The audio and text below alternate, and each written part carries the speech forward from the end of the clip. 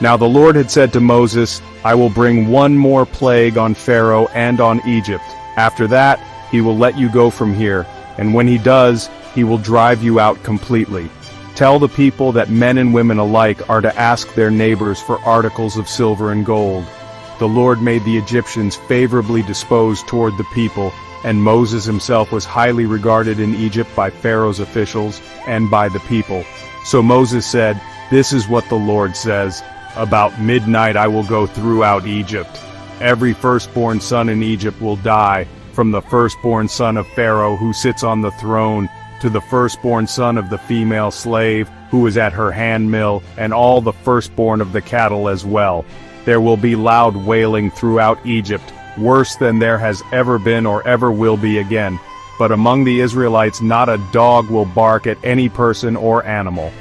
Then you will know that the Lord makes a distinction between Egypt and Israel. All these officials of yours will come to me, bowing down before me and saying, 'Go, you and all the people who follow you.' After that I will leave." Then Moses, hot with anger, left Pharaoh. The Lord had said to Moses, "Pharaoh will refuse to listen to you, so that my wonders may be multiplied in Egypt." Moses and Aaron performed all these wonders before Pharaoh, but the Lord hardened Pharaoh's heart, and he would not let the Israelites go out of his country.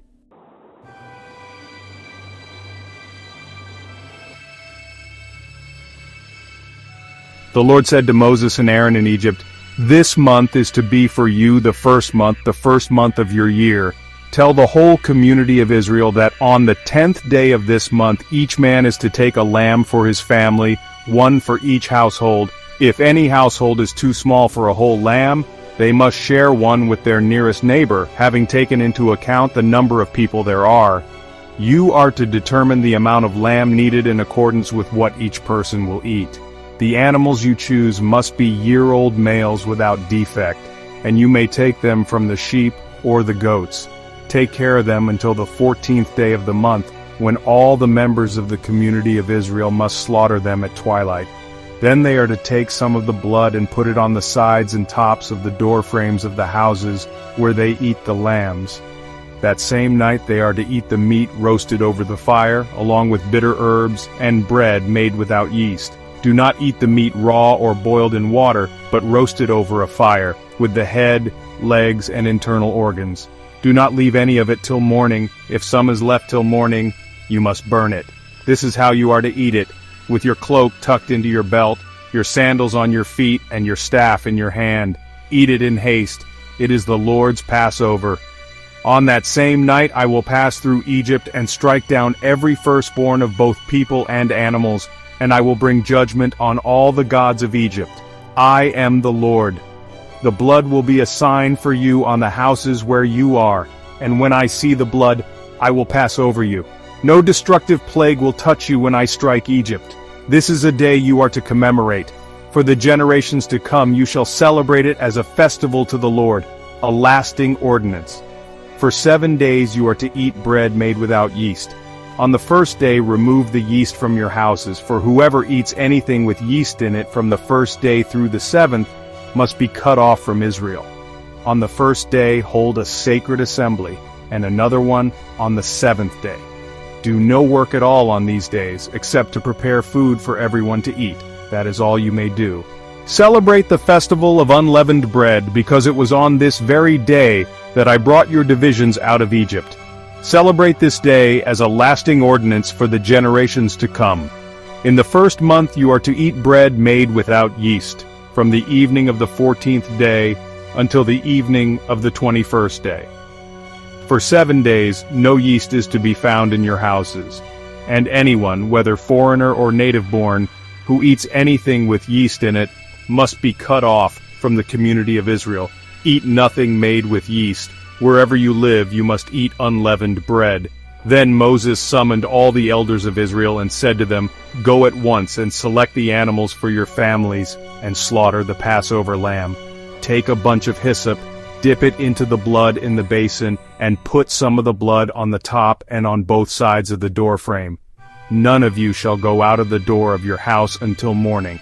When the Lord goes through the land to strike down the Egyptians, He will see the blood on the top and sides of the doorframe, and will pass over that doorway, and he will not permit the destroyer to enter your houses and strike you down. Obey these instructions as a lasting ordinance for you and your descendants. When you enter the land that the Lord will give you as he promised, observe this ceremony. And when your children ask you, "What does this ceremony mean to you?" then tell them, "It is the Passover sacrifice to the Lord, who passed over the houses of the Israelites in Egypt and spared our homes when he struck down the Egyptians." Then the people bowed down and worshipped. The Israelites did just what the Lord commanded Moses and Aaron. At midnight the Lord struck down all the firstborn in Egypt, from the firstborn of Pharaoh, who sat on the throne, to the firstborn of the prisoner who was in the dungeon, and the firstborn of all the livestock as well. Pharaoh and all his officials and all the Egyptians got up during the night, and there was loud wailing in Egypt, for there was not a house without someone dead.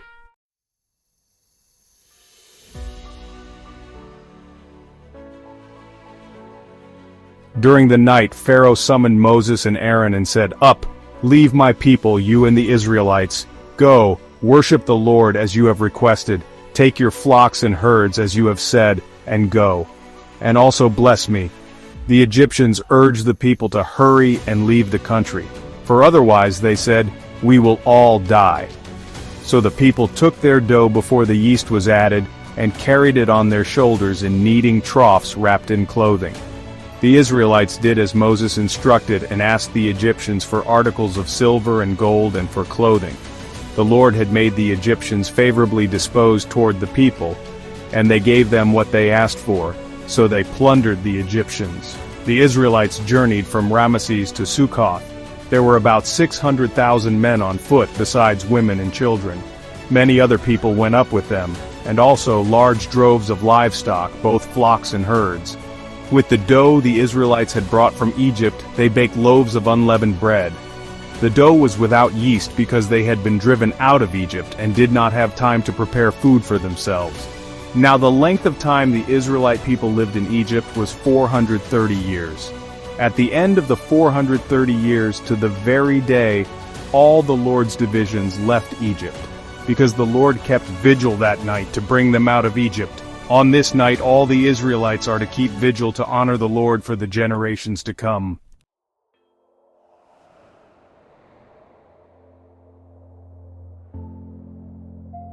The Lord said to Moses, "Consecrate to me every firstborn male. The first offspring of every womb among the Israelites belongs to me, whether human or animal." Then Moses said to the people, "Commemorate this day, the day you came out of Egypt, out of the land of slavery, because the Lord brought you out of it with a mighty hand. Eat nothing containing yeast. Today, in the month of Aviv, you are leaving, when the Lord brings you into the land of the Canaanites, Hittites, Amorites, Hivites, and Jebusites, the land he swore to your ancestors to give you, a land flowing with milk and honey. You are to observe this ceremony in this month. For 7 days eat bread made without yeast, and on the 7th day hold a festival to the Lord. Eat unleavened bread during those 7 days. Nothing with yeast in it is to be seen among you, nor shall any yeast be seen anywhere within your borders. On that day, tell your son, I do this because of what the Lord did for me when I came out of Egypt. This observance will be for you like a sign on your hand and a reminder on your forehead that this law of the Lord is to be on your lips. For the Lord brought you out of Egypt with his mighty hand. You must keep this ordinance at the appointed time year after year, after the Lord brings you into the land of the Canaanites and gives it to you, as he promised on oath to you and your ancestors. You are to give over to the Lord the first offspring of every womb. All the firstborn males of your livestock belong to the Lord. Redeem with a lamb every firstborn donkey, but if you do not redeem it, break its neck. Redeem every firstborn among your sons. In days to come, when your son asks you, "What does this mean?" say to him, "With a mighty hand the Lord brought us out of Egypt, out of the land of slavery." When Pharaoh stubbornly refused to let us go, the Lord killed the firstborn of both people and animals in Egypt. This is why I sacrifice to the Lord the first male offspring of every womb, and redeem each of my firstborn sons. and it will be like a sign on your hand and a symbol on your forehead that the Lord brought us out of Egypt with his mighty hand."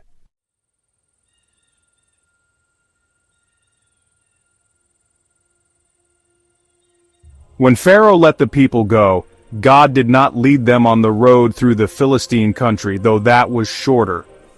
For God said, if they face war, they might change their minds and return to Egypt. So God led the people around by the desert road toward the Red Sea. The Israelites went up out of Egypt ready for battle. Moses took the bones of Joseph with him because Joseph had made the Israelites swear an oath. He had said, "God will surely come to your aid, and then you must carry my bones up with you from this place." After leaving Sukkoth, they camped at Etham on the edge of the desert. By day the Lord went ahead of them in a pillar of cloud to guide them on their way, and by night in a pillar of fire to give them light, so that they could travel by day or night. Neither the pillar of cloud by day nor the pillar of fire by night left its place in front of the people. Then the Lord said to Moses, "Tell the Israelites to turn back and encamp near Pi-hahiroth, between Migdol and the sea. They are to encamp by the sea directly opposite Baal-Zephon. Pharaoh will think, the Israelites are wandering around the land in confusion, hemmed in by the desert. And I will harden Pharaoh's heart, and he will pursue them. But I will gain glory for myself through Pharaoh and all his army, and the Egyptians will know that I am the Lord." So the Israelites did this. When the king of Egypt was told that the people had fled, Pharaoh and his officials changed their minds about them and said, "What have we done? We have let the Israelites go and have lost their services." So he had his chariot made ready and took his army with him. He took 600 of the best chariots, along with all the other chariots of Egypt, with officers over all of them. The Lord hardened the heart of Pharaoh, king of Egypt, so that he pursued the Israelites, who were marching out boldly. The Egyptians, all Pharaoh's horses and chariots, horsemen and troops, pursued the Israelites and overtook them as they camped by the sea near Pi-hahiroth, opposite Baal-Zephon. As Pharaoh approached, the Israelites looked up, and there were the Egyptians marching after them. They were terrified and cried out to the Lord. They said to Moses, "Was it because there were no graves in Egypt that you brought us to the desert to die? What have you done to us by bringing us out of Egypt? Didn't we say to you in Egypt, 'Leave us alone, let us serve the Egyptians'? It would have been better for us to serve the Egyptians than to die in the desert." Moses answered the people, "Do not be afraid, stand firm and you will see the deliverance the Lord will bring you today. The Egyptians you see today you will never see again. The Lord will fight for you. You need only to be still." Then the Lord said to Moses, "Why are you crying out to me? Tell the Israelites to move on. Raise your staff and stretch out your hand over the sea to divide the water so that the Israelites can go through the sea on dry ground. I will harden the hearts of the Egyptians so that they will go in after them, and I will gain glory through Pharaoh and all his army, through his chariots and his horsemen. The Egyptians will know that I am the Lord when I gain glory through Pharaoh, his chariots and his horsemen." Then the angel of God, who had been traveling in front of Israel's army, withdrew and went behind them. The pillar of cloud also moved from in front and stood behind them, coming between the armies of Egypt and Israel. Throughout the night the cloud brought darkness to the one side and light to the other side, so neither went near the other all night long. Then Moses stretched out his hand over the sea, and all that night the Lord drove the sea back with a strong east wind and turned it into dry land.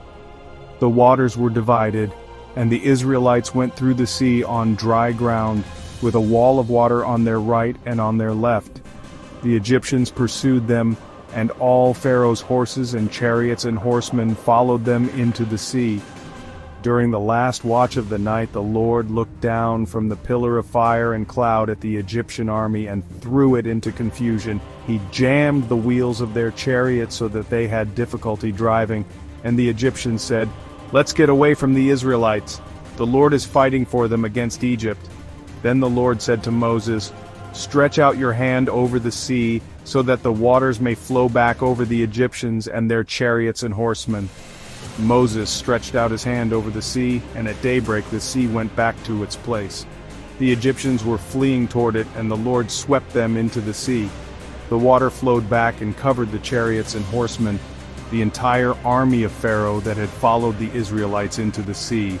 Not one of them survived. But the Israelites went through the sea on dry ground, with a wall of water on their right and on their left. That day the Lord saved Israel from the hands of the Egyptians, and Israel saw the Egyptians lying dead on the shore.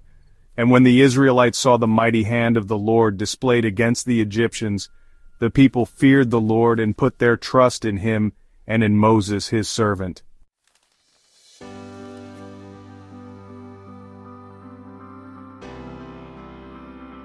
Then Moses and the Israelites sang this song to the Lord. I will sing to the Lord, for he is highly exalted. Both horse and driver he has hurled into the sea. The Lord is my strength and my defense. He has become my salvation. He is my God, and I will praise him, my father's God, and I will exalt him. The Lord is a warrior. The Lord is his name. Pharaoh's chariots and his army he has hurled into the sea. The best of Pharaoh's officers are drowned in the Red Sea. The deep waters have covered them. They sank to the depths like a stone. Your right hand, Lord, was majestic in power. Your right hand, Lord, shattered the enemy. In the greatness of your majesty you threw down those who opposed you. You unleashed your burning anger. It consumed them like stubble. By the blast of your nostrils the waters piled up. The surging waters stood up like a wall. The deep waters congealed in the heart of the sea. The enemy boasted, I will pursue. I will overtake them. I will divide the spoils. I will gorge myself on them. I will draw my sword, and my hand will destroy them. But you blew with your breath, and the sea covered them.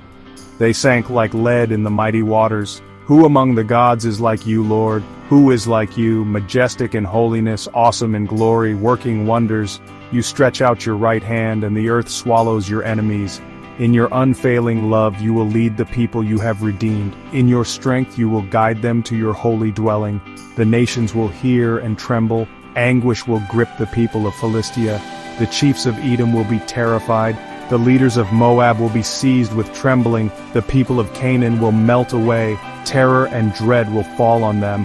By the power of your arm they will be as still as a stone, until your people pass by, Lord. Until the people you bought pass by. You will bring them in and plant them on the mountain of your inheritance. The place, Lord, you made for your dwelling, the sanctuary, Lord, your hands established. The Lord reigns forever and ever.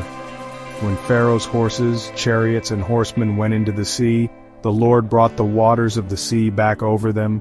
But the Israelites walked through the sea on dry ground. Then Miriam the prophet, Aaron's sister, took a timbrel in her hand, and all the women followed her with timbrels and dancing. Miriam sang to them, Sing to the Lord, for he is highly exalted. Both horse and driver he has hurled into the sea.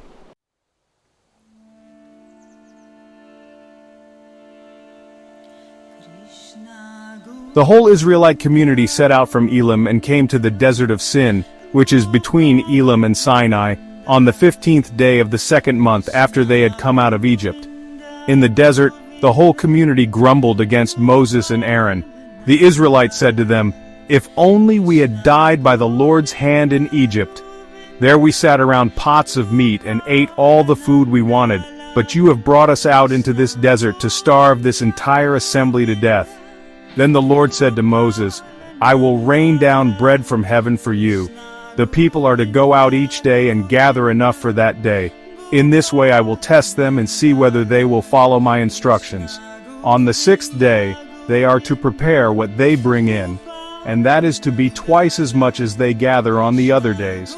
So Moses and Aaron said to all the Israelites, In the evening you will know that it was the Lord who brought you out of Egypt, and in the morning you will see the glory of the Lord, because he has heard your grumbling against him.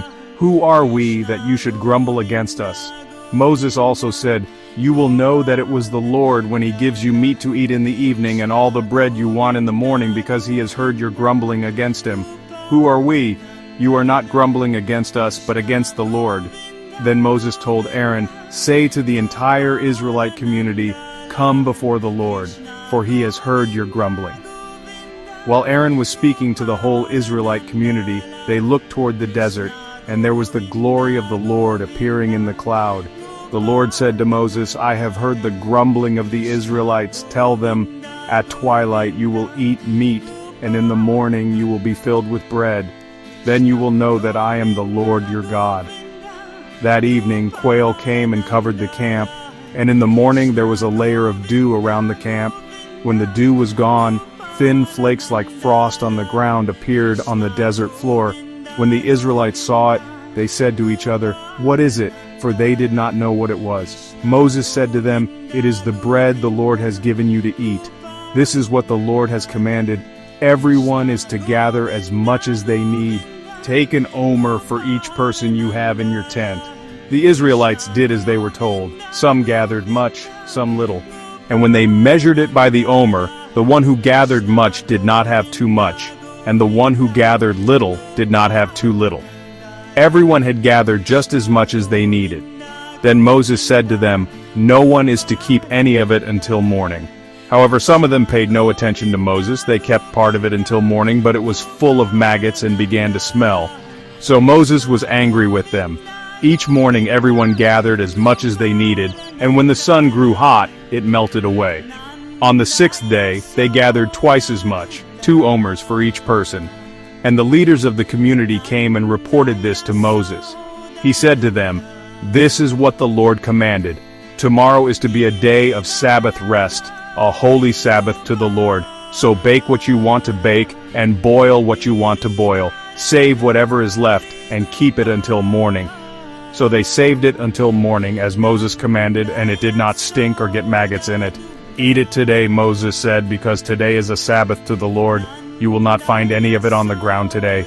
6 days you are to gather it, but on the 7th day, the Sabbath, there will not be any. Nevertheless, some of the people went out on the 7th day to gather it, but they found none. Then the Lord said to Moses, How long will you refuse to keep my commands and my instructions? Bear in mind that the Lord has given you the Sabbath. That is why on the 6th day he gives you bread for 2 days. Everyone is to stay where they are on the 7th day. No one is to go out. So the people rested on the 7th day. The people of Israel called the bread manna. It was white like coriander seed and tasted like wafers made with honey. Moses said, This is what the Lord has commanded. Take an omer of manna and keep it for the generations to come, so they can see the bread I gave you to eat in the wilderness when I brought you out of Egypt. So Moses said to Aaron, Take a jar and put an omer of manna in it. Then place it before the Lord to be kept for the generations to come. As the Lord commanded Moses, Aaron put the manna with the tablets of the covenant law so that it might be preserved.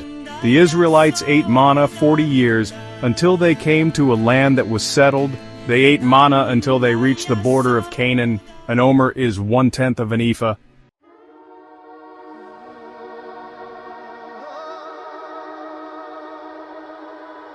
The whole Israelite community set out from the desert of Sin, traveling from place to place as the Lord commanded. They camped at Rephidim, but there was no water for the people to drink. So they quarreled with Moses and said, Give us water to drink. Moses replied, Why do you quarrel with me? Why do you put the Lord to the test? But the people were thirsty for water there, and they grumbled against Moses. They said, Why did you bring us up out of Egypt to make us and our children and livestock die of thirst? Then Moses cried out to the Lord, What am I to do with these people? They are almost ready to stone me. The Lord answered Moses, Go out in front of the people. Take with you some of the elders of Israel, and take in your hand the staff with which you struck the Nile, and go. I will stand there before you by the rock at Horeb. Strike the rock, and water will come out of it for the people to drink. So Moses did this in the sight of the elders of Israel, and he called the place Massah and Meribah, because the Israelites quarreled, and because they tested the Lord, saying, Is the Lord among us or not? The Amalekites came and attacked the Israelites at Rephidim. Moses said to Joshua, Choose some of our men and go out to fight the Amalekites. Tomorrow I will stand on top of the hill with the staff of God in my hands. So Joshua fought the Amalekites as Moses had ordered, and Moses, Aaron, and Hur went to the top of the hill. As long as Moses held up his hands, the Israelites were winning, but whenever he lowered his hands, the Amalekites were winning. When Moses' hands grew tired, they took a stone and put it under him, and he sat on it. Aaron and Hur held his hands up, one on one side, one on the other, so that his hands remained steady till sunset. So Joshua overcame the Amalekite army with the sword. Then the Lord said to Moses, "Write this on a scroll as something to be remembered and make sure that Joshua hears it, because I will completely blot out the name of Amalek from under heaven." Moses built an altar and called it, "The Lord is my banner," he said, because hands were lifted up against the throne of the Lord will be at war against the Amalekites from generation to generation.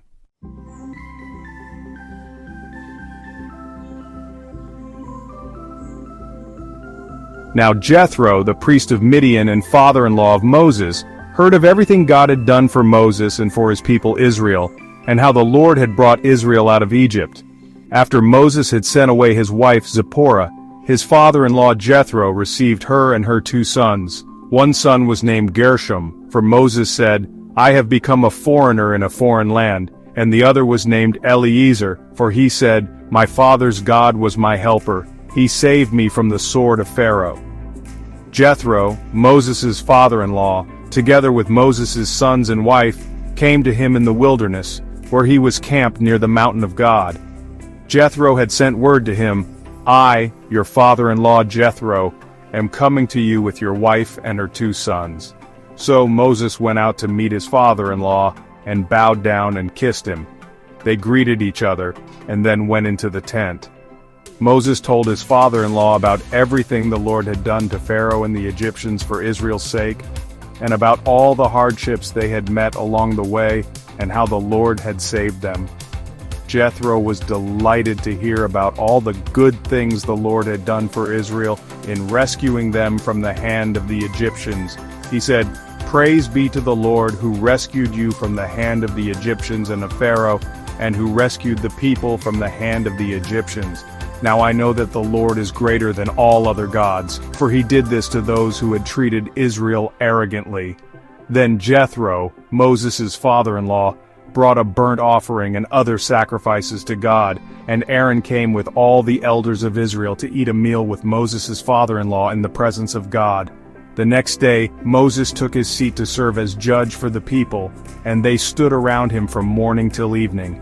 When his father-in-law saw all that Moses was doing for the people, he said, "What is this you are doing for the people? Why do you alone sit as judge, while all these people stand around you from morning till evening?"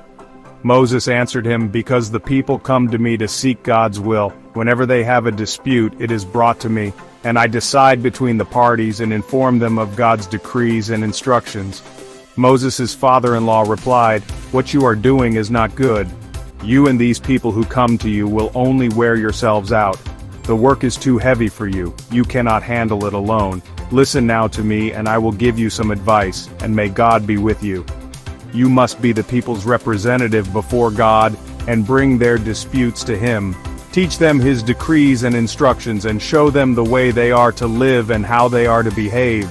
But select capable men from all the people, men who fear God, trustworthy men who hate dishonest gain, and appoint them as officials over thousands, hundreds, fifties, and tens. Have them serve as judges for the people at all times, but have them bring every difficult case to you. The simple cases they can decide themselves. That will make your load lighter, because they will share it with you.